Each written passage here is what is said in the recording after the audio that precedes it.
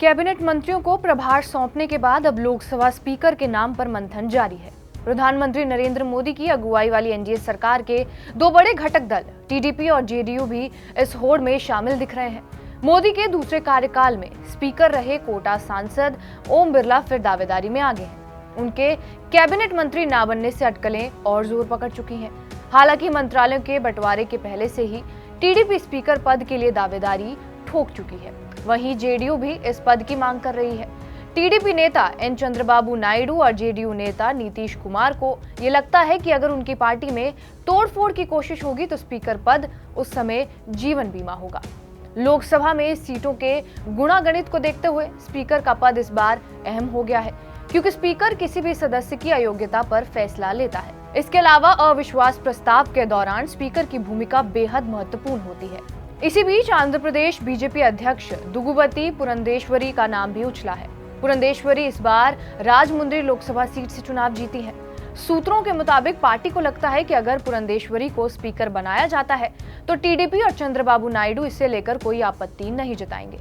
India alliance का भी कहना है अगर स्पीकर पद टीडीपी के पास जाता है तो वो समर्थन देने को तैयार है। पुरंदेश्वरी चंद्रबाबू नायडू की पत्नी नारा भुवनेश्वरी की बहन है।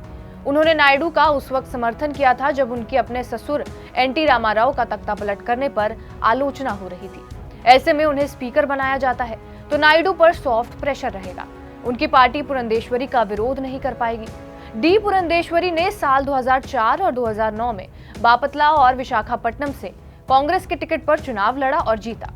2009 में उन्हें मनमोहन सरकार में मानव संसाधन विकास राज्य मंत्री बनाया गया था। 2012 में वाणिज्य और उद्योग मंत्रालय का राज्य मंत्री वो बनाई गई थी। साल 2014 में पुरंदेश्वरी कांग्रेस का साथ छोड़ी और बीजेपी में शामिल हो गई। फिलहाल वो आंध्र प्रदेश बीजेपी की प्रदेश अध्यक्ष हैं। पुरंदेश्वरी को साउथ की सुषमा स्वराज भी कहा जाता है। पुरंदेश्वरी कम्मा समुदाय से हैं। चंद्रबाबू नायडू भी इस समुदाय के हैं। आंध्र प्रदेश की राजनीति में ये समुदाय प्रभावशाली माना जाता है। कम्मा समुदाय को टीडीपी का ट्रेडिशनल वोटर माना जाता है। साफ है कि बीजेपी डी पुरंदेश्वरी के बहाने चंद्रबाबू नायडू की पार्टी के परंपरागत वोट बैंक में सेंध लगाना चाहती है। पुरंदेश्वरी के अलावा स्पीकर पद की रेस में ओम बिरला का नाम भी है। मोदी मंत्रिमंडल के गठन के बाद अब ये संभावना बनी है कि ओम बिरला एक बार फिर लोकसभा अध्यक्ष बनेंगे। पिछले कार्यकाल में स्पीकर के संवैधानिक पद पर रहते हुए उन्होंने कई ऐसे फैसले लिए हैं जो अपने आप में रिकॉर्ड है। अपनी कार्यशैली की वजह से बीजेपी के अलावा विपक्ष में भी उनकी अच्छी पैठ है। क्योंकि बीजेपी इस बार पूर्ण बहुमत में नहीं है, इसलिए मोदी शाह अपने विश्वास पात्र को ही लोकसभा अध्यक्ष बनाना चाहेंगे। इस चॉइस में भी बिरला खरे उतरते हैं। हालांकि बीजेपी का पूर्ण बहुमत में ना होना उनके अध्यक्ष बनने की राह में रोड़ा बन सकता है। इसकी वजह है सहयोगी दल स्पीकर पद के लिए अड़े हुए हैं। इसके बावजूद अगर ओम बिरला दूसरी बार लोकसभा अध्यक्ष बनाए जाते हैं और वो इस पद पर अपना दूसरा कार्यकाल पूरा करते हैं तो उनके नाम एक रिकॉर्ड और दर्ज हो सकता है। 3.5 दशक पहले लगातार 2 बार चुने जाने और कार्यकाल पूरा करने वाले बलराम जाखड़ एकमात्र लोकसभा अध्यक्ष रहे हैं। जीएमसी बालयोगी, पीए संगमा जैसे नेता 2 बार लोकसभा अध्यक्ष तो बने, लेकिन अपना 5 साल का कार्यकाल पूरा नहीं कर पाए। गठबंधन की मजबूरियों की वजह से अगर लोकसभा अध्यक्ष का पद सहयोगी दलों के पास जाता है तो ऐसे हालात में ओम बिरला का नाम राष्ट्रीय अध्यक्ष के लिए भी दौड़ में है।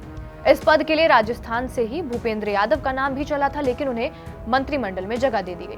अब माना यह जा रहा है कि अगर बिरला स्पीकर नहीं बने तो मोदी शाह के नजदीकी होने के कारण उन्हें बीजेपी अध्यक्ष बनाया जा सकता है। बहरहाल आपका इस वीडियो पर क्या कुछ कहना है हमें कमेंट बॉक्स में जरूर बताएं।